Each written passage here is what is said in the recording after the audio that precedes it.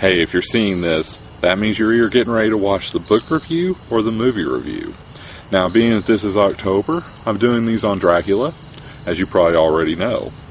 Now, I'm going to give you a warning. There's no way I can do either one of these without some spoilers.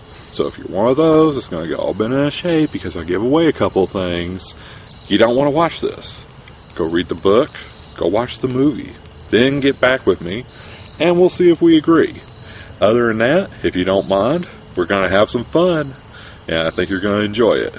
Now, these aren't this is a story, because it's the same one on both, that I wouldn't necessarily recommend to anybody who's under the age of, say, 14 or 15.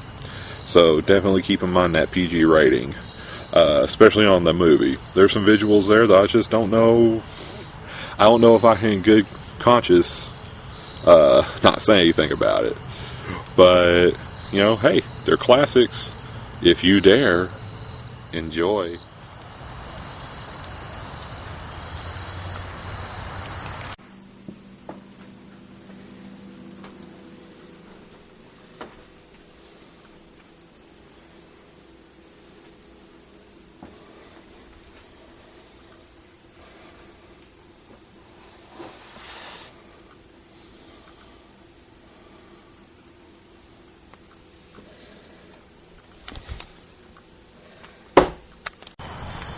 Alright, so here we are, episode 2 of the book review.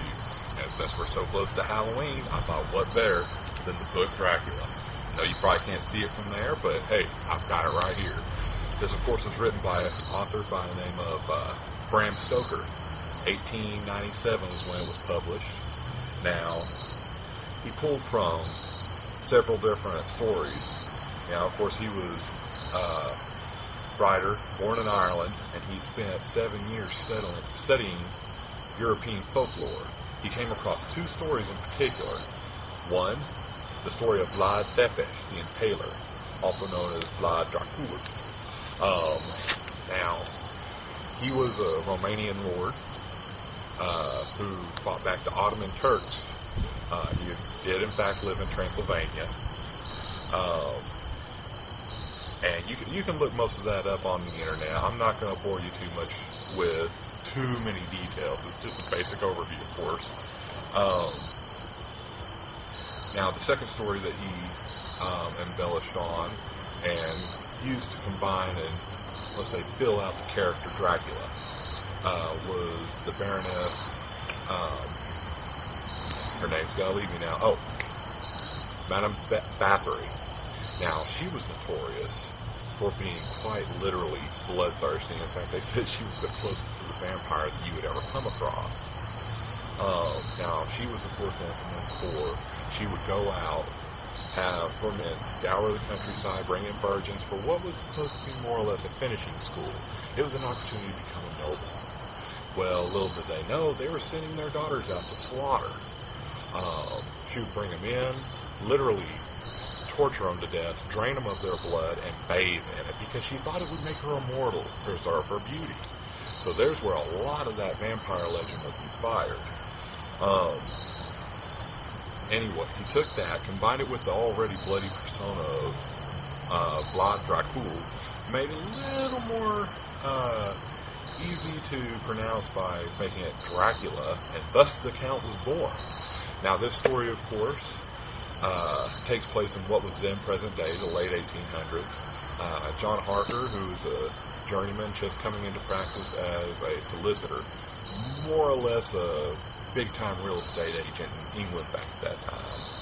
Well, he's called by this noble in Transylvania, travels by ship and carriage and train to get there. Well, you more or less know the story from there, I know.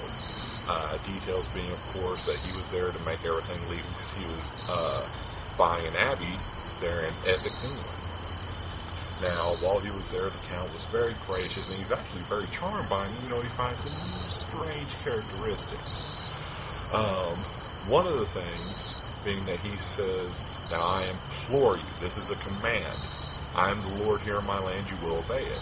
Do not wander out of your room at night. You will stay there. No matter what you hear, no matter what you think you see, stay there. Well, on one of the last nights that he's supposed to be staying, he's like, I'm curious, what's going on? So he starts wandering the castle, winds up being lured into a room by voices. Next thing you know, 3 women are, well, let's just say they seduce him. And at the last minute, just when it's about to be too late, when these 3 brides of Count Dracula are about to do their thing, he intervenes. I'm not going to give you any more details, but I have to say that was one of the most chilling things I've ever to this day read. That scene just, at the time when I was reading this book for the first time, sorry, the fire's attacking me a little bit here. When I read this book for the first time, I was, I was in 9th grade. I think I was just turning 15 years old. And there was something about that scene that just, I'm not going to say it gave me nightmares or anything, it was quite the opposite, but there was just something chilling about it, something primal that it tapped into for your psyche. And if you don't read any other part of that book, find that part, read it, you'll be hooked for the rest. Now,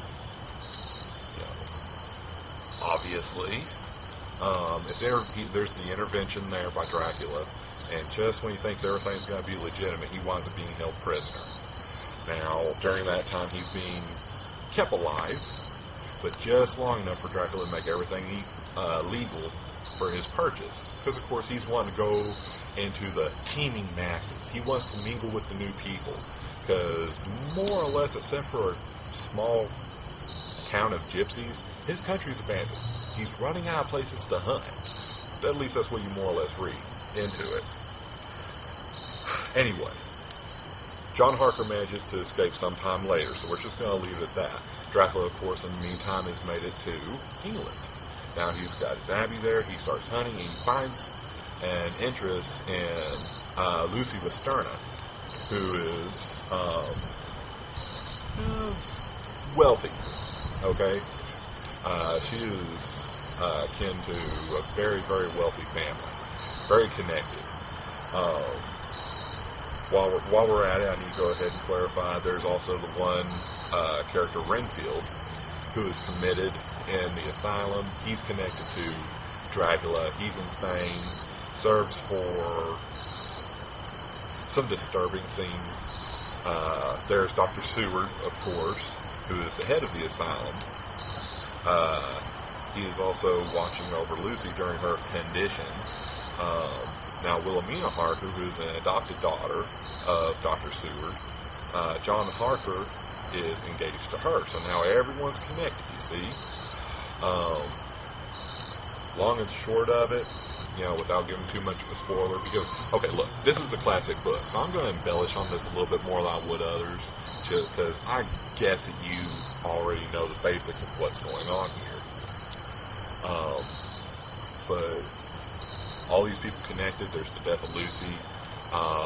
Then there's Nina herself that becomes inflicted. Professor Von Helsing is called in by Dr. Seward because he's his old teacher.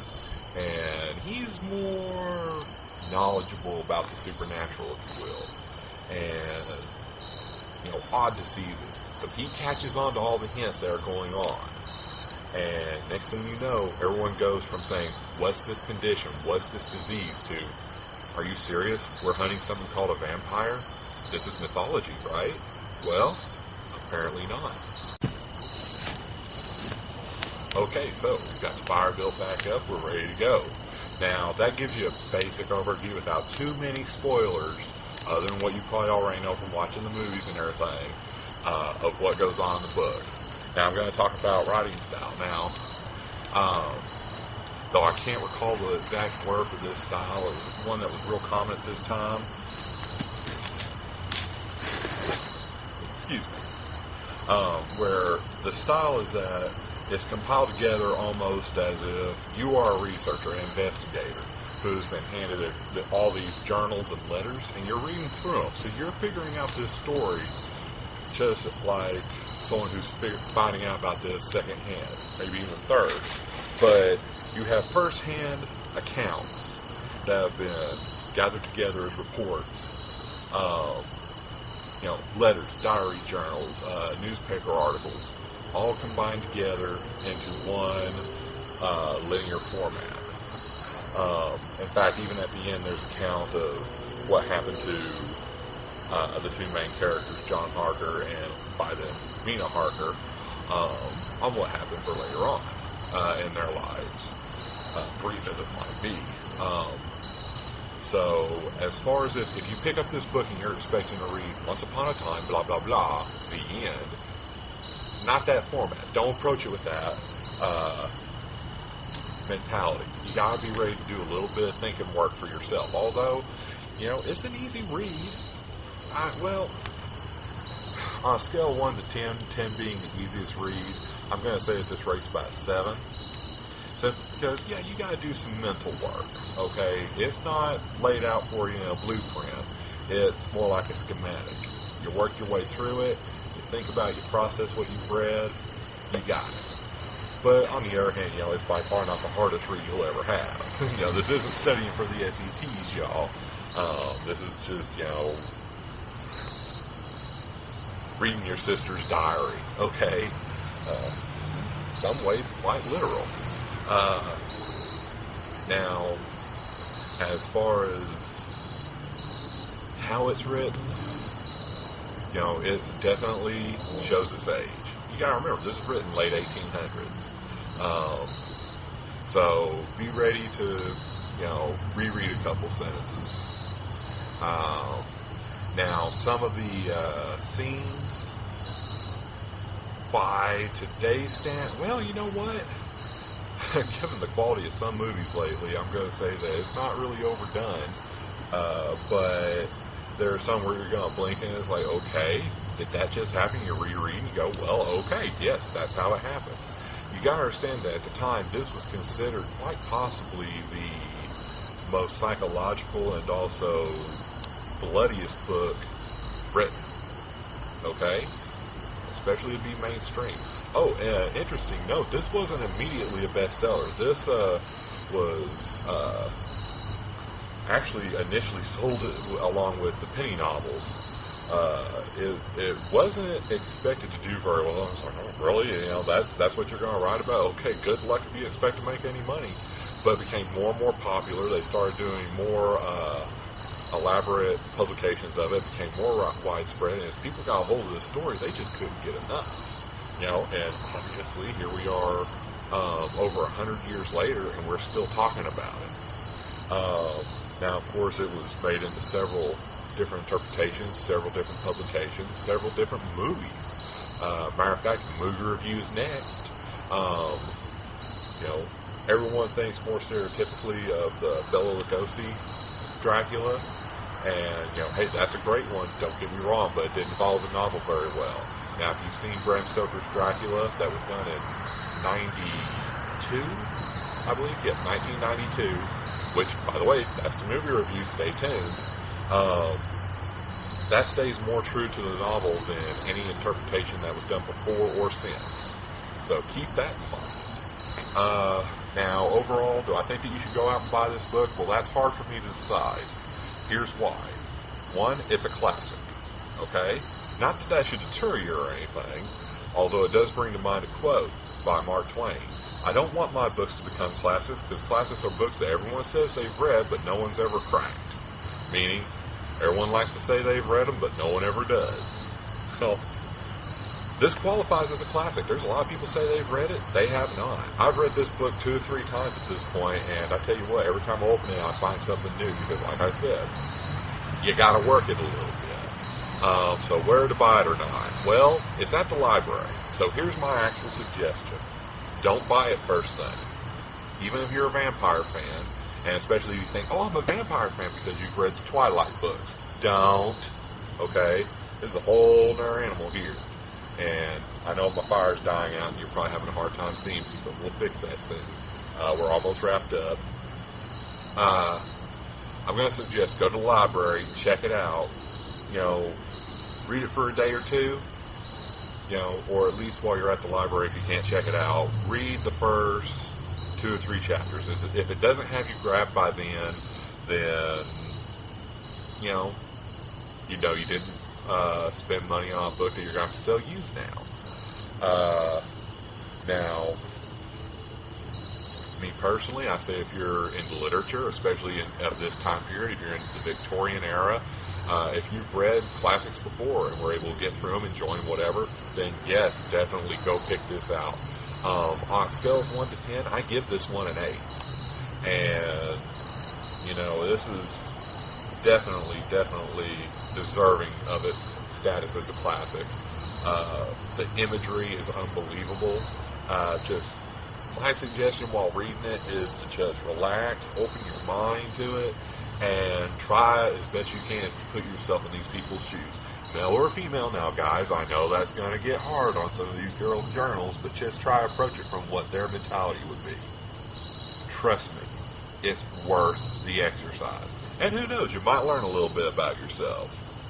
But, the fire's dying down. I've pretty much spoken my piece on this book, Bram Stoker's Dracula. Check it out. It's worth the read. And I'm going to leave it at that. This is Blue Horse signing off. This is Movie Review, Episode 2. Happy to have you. Happy Halloween.